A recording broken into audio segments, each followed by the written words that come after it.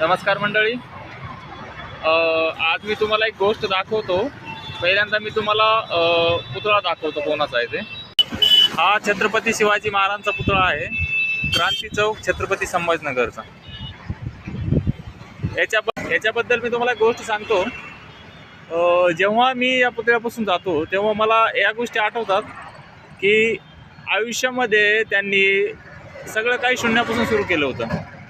म्हणजे त्यांना जेव्हा आपलं साम्राज्य उभं करायला सुरुवात केली, छोटे छोटे मावळे उभा केले, नंतर किल्ले जिंकायला सुरू केले आणि किल्ले जिंकल्याच्या नंतरही त्यानंतर औरंगजेबानं त्यांना कैद केलं आणि त्यांच्यापासून जवळपास 100% मधून 75% किल्ले औरंगजेबानं परत घेतले होते.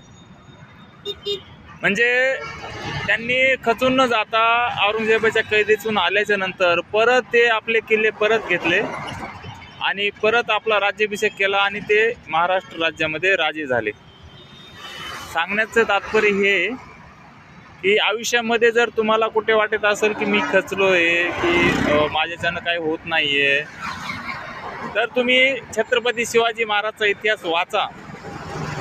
आणि छत्रपती शिवाजी महाराजचे पुतळे तर प्रत्येक चौकामध्ये आहेतच, प्रत्येक शहरामध्ये आहेतच. तशाच प्रकारे प्रत्येक गावामध्ये पण असायला पाहिजेत. आणि जे तरुण मंडळी आहे, जे मुलं आहेत, त्यांना ही गोष्ट सांगायला पाहिजे.